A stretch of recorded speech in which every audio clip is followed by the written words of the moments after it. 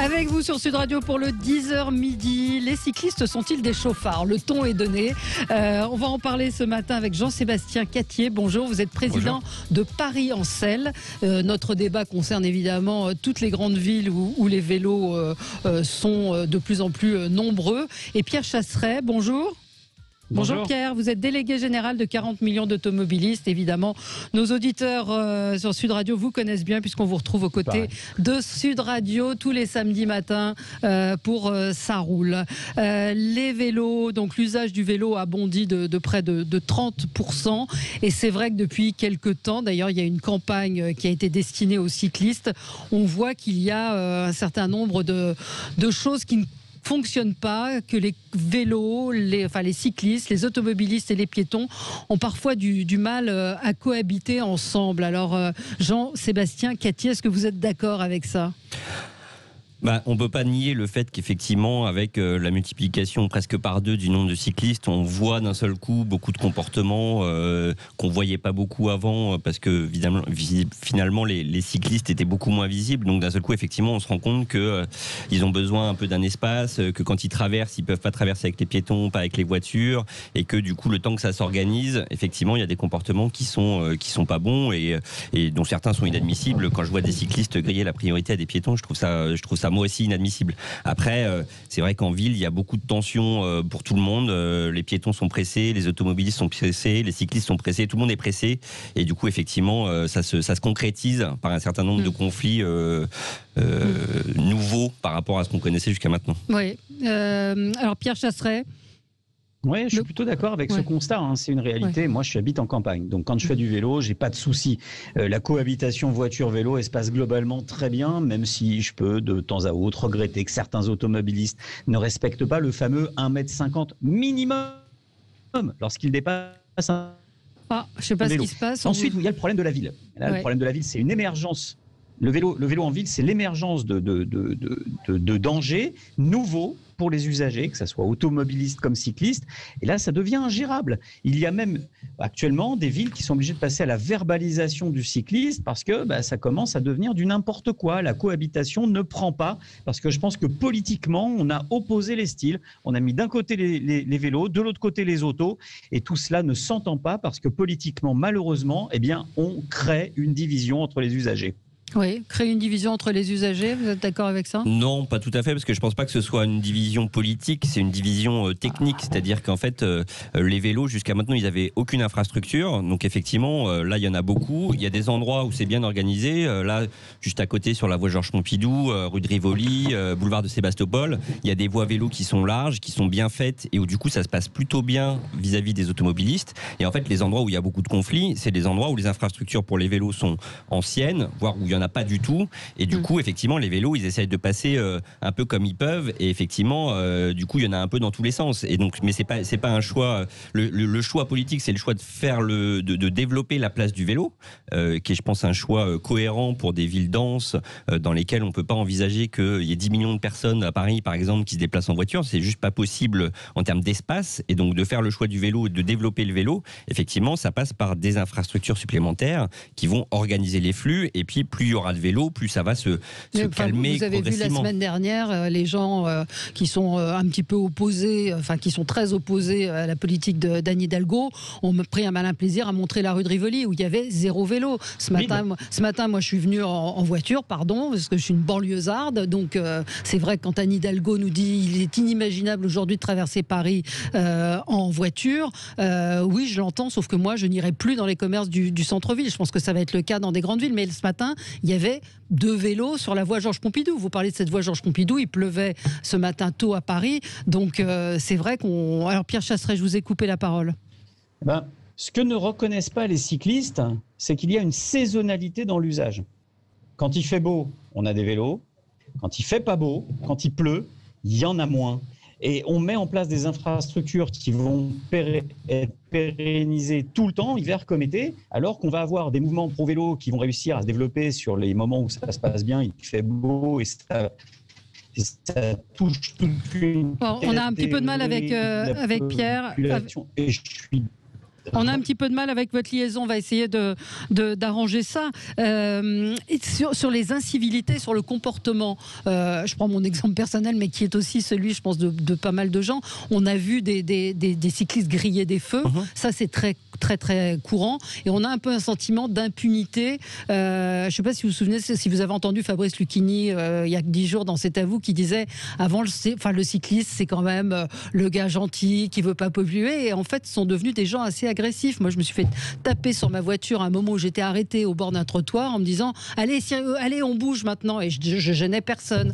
Mais je pense que il y a un peu, je reviens aussi sur le sujet de la saisonnalité, il y a un peu des arguments à un moment qui sont moi je trouve des arguments de mauvaise foi de gens qui n'ont pas envie de voir le vélo se développer, pourquoi pas à la limite, mais qui du coup invoquent des arguments qui sont juste pas vrais. La saisonnalité, oui, quand il pleut il y a peut-être 10% ou 20% de vélos en moins, c'est pas pour ça qu'on va retirer les voies cyclables, et c'est de la même façon que l'été dans les grandes villes il y a 30 ou 40% de voitures en moins, on retire pas les routes à ce moment-là, donc ça n'a rien à voir avec la saisonnalité. Et d'ailleurs les villes européennes dans lesquelles il y a beaucoup de vélos, Berlin, Copenhague, Amsterdam, c'est pas des villes où il fait particulièrement chaud et où il fait particulièrement sec, et donc pourtant il y a 30 ou 40% des gens qui se déplacent en vélo, donc ça c'est pas un bon argument. Et de la même façon les incivilités, on en parlait effectivement, il y a un vrai sujet d'incivilité, et là-dessus le cycliste n'est pas meilleur que les autres, c'est-à-dire que dans toutes les catégories de la population, dans tous les gens qui se transportent, en particulier en ville, il y a des incivilités. Après, si on parle de danger, là pour le coup, effectivement il y a des cyclistes qui vont griller des feux, mais ils vont éventuellement se mettre en danger eux-mêmes, mais ils vont pas faire un danger très important pour les autres. On a quand même beaucoup d'incivilité de la part des automobilistes ou de la part des motards, des excès de vitesse, des grillages de feu aussi, parce qu'il faut le dire, je m'arrête sur un passage piéton parce qu'il y a un bouchon, mais du coup plus personne ne peut passer, il y a les poussettes qui se faufilent entre le bus et les voitures, tout ça c'est des situations dangereuses aussi qui sont liées à des incivilités, et il n'y a pas de raison que les cyclistes soient pointés du doigt alors que c'est un mode de transport qui est quand même beaucoup plus adapté à la majorité des déplacements en ville. Ouais.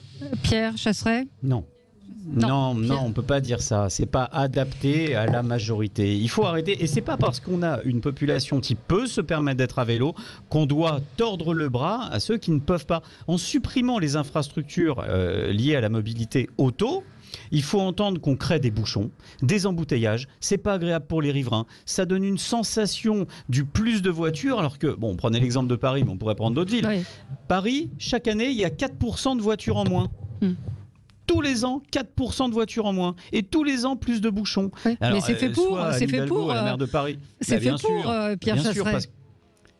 Évidemment, parce qu'on crée finalement une opposition de style entre ceux qui habitent la ville intramuros, une ville qui aujourd'hui, et pardonnez-moi, moi je me mets à la place de tous ceux qui nous écoutent, Valérie, ce matin de partout en France. Vous savez ce que c'est Paris ? C'est devenu un ghetto. C'est-à-dire ce ghetto, et j'emploie le mot très honnêtement parce que je me dis, c'est la définition même. On a cantonné dans un espace fini toute une frange de la population qui aujourd'hui peut se passer, ne veut plus d'auto, ne veut plus de banlieusards, veut vivre reclus sur eux-mêmes. Bref, j'irais même jusqu'à dire un ghetto un petit peu boboisant qui ne voit plus la réalité, qui se dit que quand il flotte, on a envie de faire du vélo pour aller au boulot. Mais oui, quand on fait 500 mètres, pas de problème. Mais quand on vient d'un petit peu plus loin, tout de suite ça se complique. On a une population qui s'est ghettoisée pour la plupart, qui n'a pas d'enfants, qui trouve que c'est très bien comme ça, qui monte sur son fidèle destrier à roulettes le matin, mais qui oublie complètement que le vélo est un loisir par-dessus tout, qu'il peut devenir un moyen de locomotion pour aller au boulot dans certains temps. Mais c'est comme ça, il a beau pas être d'accord, c'est la réalité. Le vélo, c'est avant tout un loisir. Vos gamins, quand ils vont à l'école, quand il fait beau, ils trouvent ça très sympa d'y aller à vélo. Quand il fait moins 10 dehors, ça devient tout de suite moins sympathique. Et ne pas reconnaître ça, eh bien Valérie, ce matin, vous étiez le long de la voie Pompidou, vous l'avez dit vous-même. Le pragmatisme, il n'y avait aucun vélo. C'est comme ça, c'est une réalité. Mais l'été, il y en a, l'hiver, il n'y en a pas. C'est tout. Le vélo, c'est un loisir, mais c'est aussi un mode de transport qui est extrêmement efficace en ville, puisque je rappelle quand même que dans les grandes villes, en gros, il y a la moitié des déplacements qui font moins de 5 km. 5 km, c'est 20 minutes en vélo. Pour tous ces déplacements-là, il n'y a pas besoin de prendre sa voiture pour aller chercher ses cigarettes ou sa baguette. vous avez à 30 500 ans, mètres. vous êtes bien, ou je ne sais pas, vous êtes jeune, vous êtes bien portant, donc c'est Mais pas un bien problème sûr. pour vous. Mais- Une mais- personne plus âgée. Mais une personne plus âgée, jusqu'à 70 ans, elle prend un vélo à assistance électrique si elle en a besoin. Du coup, elle regagne de l'autonomie. Les adolescents, pour aller au collège, Évidemment. au lycée, aller voir leurs copains ou aller au sport, dans les villes où il y a des infrastructures vélo, ils utilisent le vélo et du coup, ils n'ont pas besoin de demander à papa, maman pour être emmenés en voiture. Ils peuvent aller retrouver leurs copains facilement. Mais moi, je Et ne trouve mettrais que pas ça mes plutôt enfants à positif. vélo. Mais moi, parce qu'aujourd'hui, il n'y a pas les Mais parce que infrastructures j'ai qu'il faut. peur, j'ai Mais il y a peur, et des- moi-même, j'ai peur de prendre un vélo quand je vois la guerre que c'est effectivement. Et c'est soit on fait les choses bien, soit on les fait pas bien. Et aujourd'hui, c'est une véritable guerre qu'il y a. Oui, mais c'est justement pour ça qu'il faut développer les infrastructures. Les infrastructures, elles ne servent pas aux cyclistes qu'on a aujourd'hui. Les cyclistes qu'on a aujourd'hui, ils roulent quoi qu'il arrive. Le but des infrastructures comme la Rivoli, Sébastopol et demain d'autres, c'est de faire en sorte qu'il y ait justement des gens qui ont des déplacements courts, qui aujourd'hui vont prendre leur voiture ou les transports en commun et qui vont se dire, puisque j'ai une piste cyclable qui est large, qui est sécurisée, je vais pouvoir prendre mon vélo. Mais de dire ça, de dire oui, la voiture, le 50% des déplacements qui font moins de 5 km, de l'autre côté, dans les grandes villes, il y a la moitié des habitants qui n'ont juste pas de voiture. Donc de dire oui, c'est antidémocratique ou on écrase la voiture en mettant du vélo, il faut quand même proposer des solutions de déplacement à des gens. À Paris, c'est plus que ça, c'est 60 ou 65% des gens qui n'ont pas de voiture, des gens qui n'ont pas les moyens aussi. Et quand on parle des gens qui viennent loin, c'est 10% des déplacements dans les grandes villes. La majorité des déplacements, ils vont pas très loin. Pierre Chasseret. Je n'entends que Paris, et moi à Paris, et moi à Paris, et puis on caricature les gens qui font 500 mètres pour aller chercher des cigarettes et qui roulent au diesel. Mais vous vous rendez compte à quel point vous êtes caricatural? Arrêtez de parler uniquement de Paris. Il y a des habitants en banlieue, Île-de-France, il y a des gens qui vous écoutent du côté de la banlieue de Toulouse, la banlieue de Bordeaux, en campagne, dans les petites villes, dans les moyennes, et qui vous écoutent en se disant « Mais cet homme est déconnecté de la réalité avec ses vélos électriques. Je ne vais pas acheter 1500 balles des vélos électriques pour que mon gamin aille se le faire piquer devant le collège. Arrêtez un petit peu, s'il vous plaît, par pitié, replongez-vous dans le monde réel. Quand il flotte, on me dit toujours oui, mais vous défendez le monde des années 60. Mais pourquoi? On me dit vous défendez la France de Pompidou qui roule en voiture et qui veut me faire passer le vélo pour un moyen moderne de déplacement. Mais le vélo a toujours existé. J'en fais peut-être même plus que vous du vélo. Mais arrêtons un petit peu de vouloir me faire croire qu'on va demain déménager à vélo un appartement de 200 mètres carrés ou même de 50 mètres carrés. Stop, le vélo n'est pas la solution à tout. Et vouloir couper toutes les infrastructures voitures telles que c'est fait dans les grandes villes pour se donner l'air vert en agitant son petit drapeau, pour se donner l'air malin, eh bien on passe pour un crétin auprès de 85% de la France qui vit en dehors des zones de densité tendue.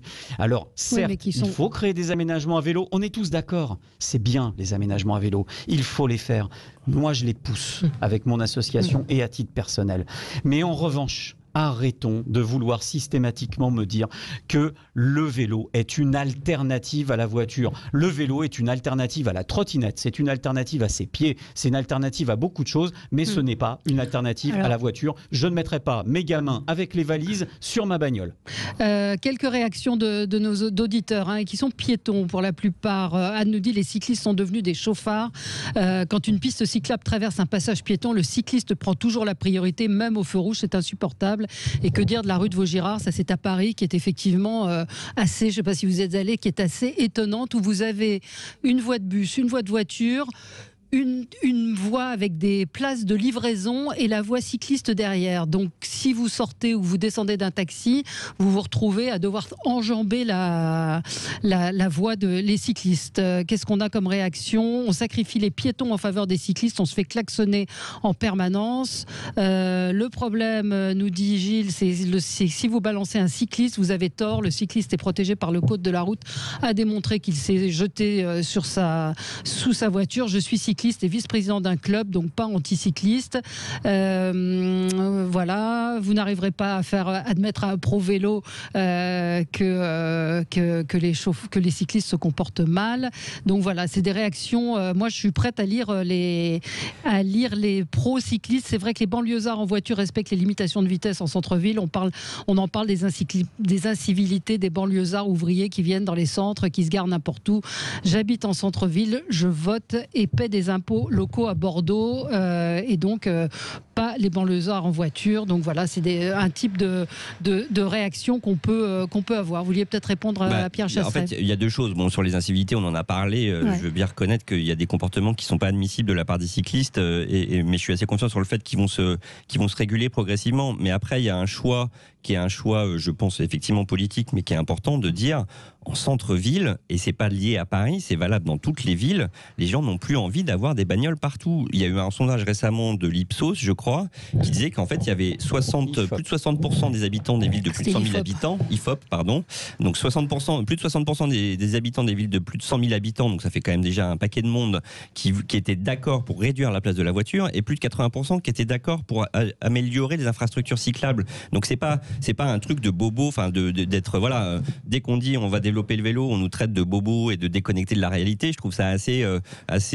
incohérent, sachant que en fait c'est un vrai besoin et une vraie attente de la population qui n'a pas envie de voir des voitures partout, qui n'a pas envie de prendre sa voiture systématiquement parce que c'est pas toujours agréable effectivement d'être dans les bouchons, et que pour lequel le vélo, oui, c'est pas un truc nouveau, c'est un truc qui existe depuis longtemps, mais sur lequel il faut continuer à investir pour améliorer sa place dans la ville, pour que demain on ne pourra pas tout faire à vélo. C'est pareil, de dire oui, on ne peut pas déménager à vélo, évidemment, et on ne va jamais prétendre le contraire, mais que pour une majorité de déplacements, on puisse utiliser son vélo. C'est pas cher, c'est pratique, c'est agréable d'en faire quand une fois qu'on s'y est mis et qu'on s'y est habitué, et ça remplit énormément de besoins, et donc c'est une solution qui en plus est...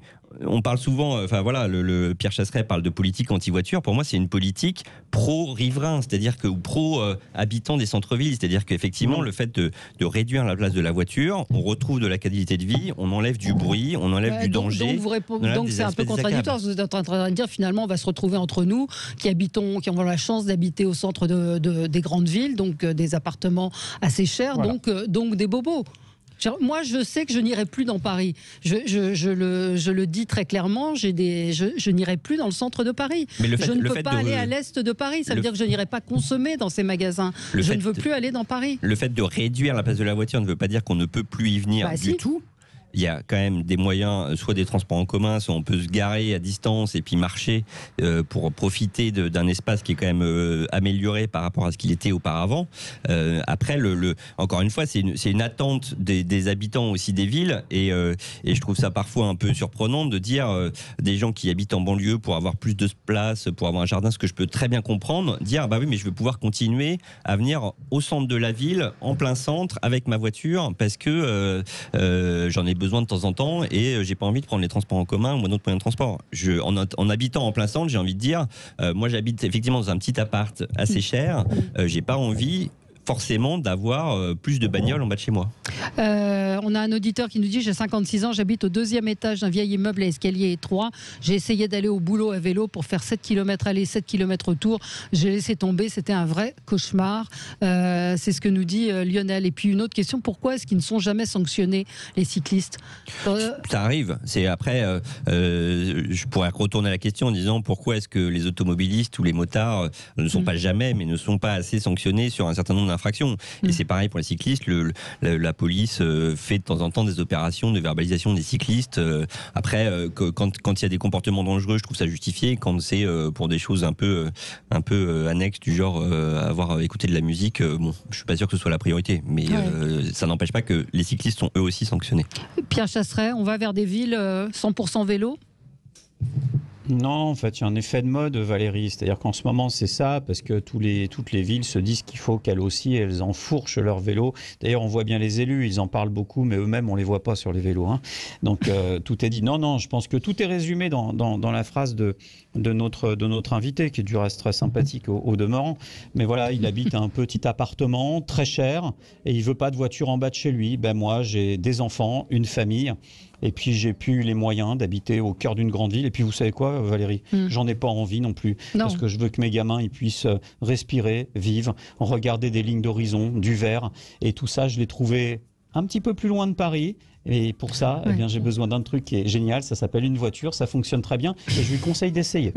Mais pourtant, je suis sûr que si on lui installait une 2x2 voies en bas de chez lui, il serait pas trop d'accord non plus. Mais les gens sont pas très contents. Ça n'arrivera pas où j'habite. Hein. Les gens sont pas très contents. Je vois sur Twitter, ambiance rue de Ménilmontant depuis l'interdiction des voitures, avenue Gambetta, des embouteillages terribles. Donc vous dites, moi je veux pas de bagnole en bas de chez moi. Vous allez vous retrouver, je pense à des aménagements qui ont été faits pour les voies cyclables où des petites rues se retrouvent aujourd'hui totalement surchargées de voitures. Donc c'est quoi la solution ?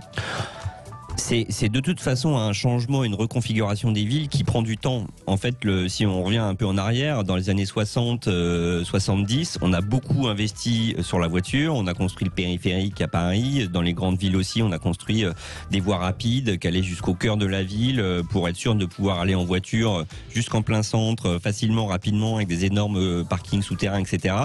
Donc on a rempli les villes de voitures. Et en fait, là, on a un mouvement inverse qui est de dire, bon, on est allé trop loin, parce qu'en fait, que ce soit à Marseille, à Bordeaux, à Paris ou ailleurs, on se dit, c'est pas possible d'avoir une autoroute juste à l'endroit qui est juste le plus intéressant, le plus joli du centre-ville. Donc effectivement, toutes les grandes villes reviennent en arrière en disant, il faut qu'on réduise la place de la voiture. C'est des changements qui prennent du temps, parce qu'effectivement, il faut changer des habitudes. On peut pas du jour au lendemain dire à 1 million de personnes, vous arrêtez de prendre votre voiture, vous prenez le métro, le vélo ou la marche à pied. Donc c'est des choses qui se font progressivement. Alors effectivement, sur le chemin, il y a des moments où il y a des choses qui se font plus ou moins bien, plus ou moins dans la douleur, mais qui finiront par se faire. Alors Pierre, vous êtes attaqué par Michael qui nous dit les Symba, votre lobbyiste en voiture, il vit à la campagne, il revient en centre-ville avec son SUV diesel pour polluer les gens qui habitent en centre-ville. Une réponse ? Oui, pas grand-chose face à de tels propos. Moi, vous savez, je laisse passer. J'ai 90% des Français qui nous soutiennent à l'association. 90%, ça me suffit amplement. Ça s'appelle la majorité. Par contre, l'inverse, c'est imposer une espèce de mini-dictature. Mais les grandes villes vont finir par se ghettoiser et crèveront économiquement de cela. C'est ça qui est dommage. Bon, on verra. En tout cas, il y a une campagne à destination des cyclistes pour améliorer les comportements qui, effectivement, nouveaux usages, nouveaux comportements. Merci à tous les deux. Merci Jean-Sébastien Cattier, donc président de Paris en Selle, et Pierre Chasseret, délégué général de 40 millions d'automobilistes, que vous retrouvez le samedi matin avec Laurence Perrault sur Sud Radio. À tout de suite pour d'autres infos.